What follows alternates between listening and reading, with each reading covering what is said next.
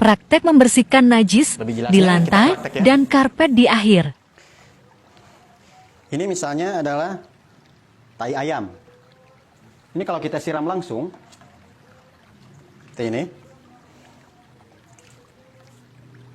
maka najisnya bukan di sini saja, tapi ini seluruhnya menjadi najis. Tapi cara membersihkan yang benar, kita bikin najis hukmiyah dulu. Kenapa? Karena kalau sudah menjadi najis hukmiyah, tinggal disiram sekali beres. Caranya bagaimana? Pertama kita lap dulu najisnya.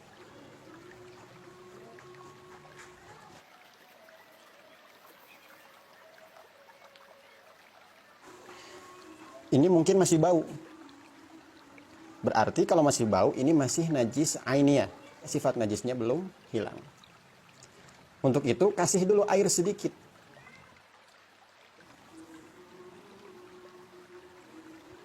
Setelah dikasih air, kita lap.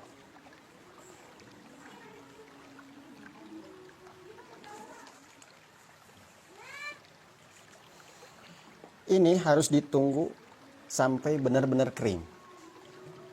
Kalau masih lembab, dia masih ainiyah najisnya. Kenapa? Karena lembaban dari air tersebut termasuk dari zat najis yang tadi. Maka tunggu sampai benar-benar kering. Setelah benar-benar kering, barulah dia menjadi najis hukmiyah. Kalau sudah jadi najis hukmiyah, maka kita tinggal siram sekali.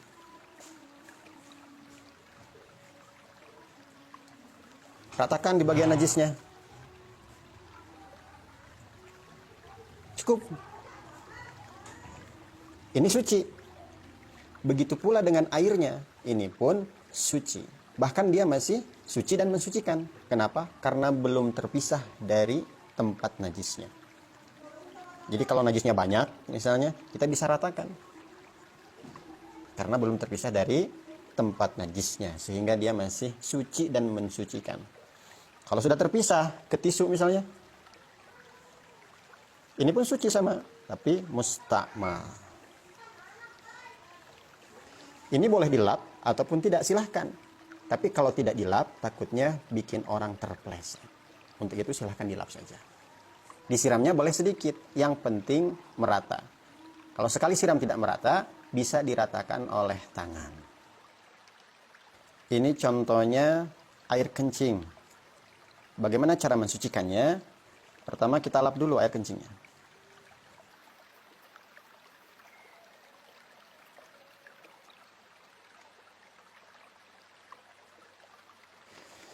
Ini baru ngelap air kencingnya saja. Kalau baru dilap seperti ini, dia masih najis ainiyah. Kenapa? Karena dia masih bau pesing. Walaupun airnya sudah tidak ada. Kalau kita siram, maka seluruh airnya akan menjadi najis. Lantainya nggak suci, bahkan seluruh airnya menjadi najis. Karena lantainya masih najis ainiyah. Kenapa masih najis ainiyah? Karena satu sifat najis, diantaranya baunya belum hilang. Untuk itu, kita bersihkan dulu pakai air. Sedikit cukup. Kita ratakan dan dilap.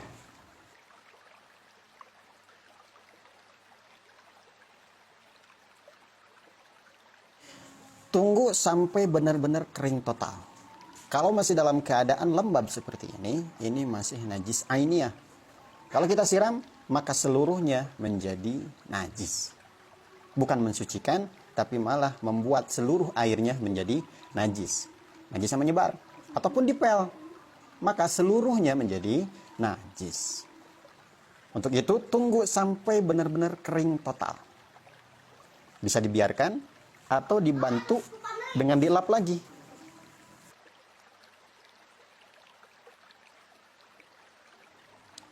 Nah, setelah ini kering, ini masih najis. Najisnya najis hukmiyah. Kalau sudah jadi najis hukmiyah, tinggal sekali siram.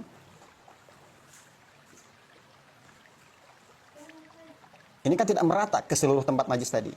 Maka kita ratakan dengan tangan atau pakai slaber. Kenapa bisa tangan? Sekali lagi, karena ini masih belum pisah dengan tempatnya, maka si air ini masih suci dan mensucikan. Setelah ini beres, suci ini lantai, termasuk airnya pun suci. Mau dipel ataupun tidak itu terserah. Cuman kalau tidak dipel, takutnya orang terpeleset. Sekarang bagaimana cara membersihkan najis yang ada di karpet? Kalau kotoran seperti ini, sama prosesnya. Pertama kita hilangkan dulu najisnya.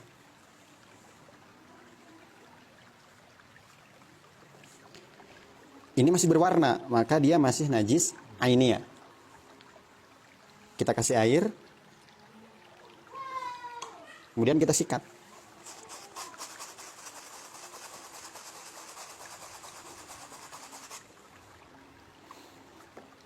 Hilang warnanya, tapi masih ada airnya. Berarti dia masih najis ainiyah.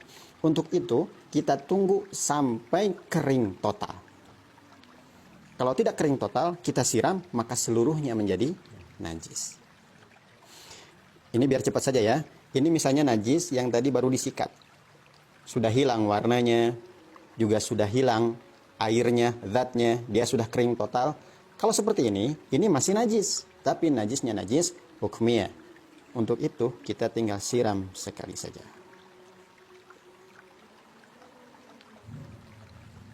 Cukup. Ini bisa dibiarkan atau bisa kita lap supaya cepat kering.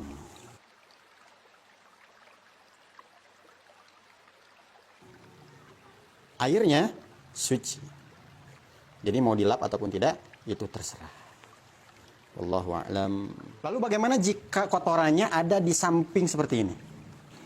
Kalau kita langsung siram, kita siram nih. Gak hilang. Maka najisnya menyebar tetap. Walaupun ini di samping. Tapi misalkan kotoran ayamnya sudah kering seperti ini. Ini contohnya kotoran ayam, tapi sudah kering. Kita nggak mau mengelapnya dulu, langsung disiram. Ketika kita siram, kotorannya ikut keluar, maka ini suci. Tapi kalau masih basah, disiram, dia nggak akan langsung terbuang. Paham ya? Jadi seperti itu cara membersihkan najis mutawasithah. Jadikan dulu najis hukmiyah, baru disiram sekali, maka langsung suci dan air bekasnya pun tetap suci.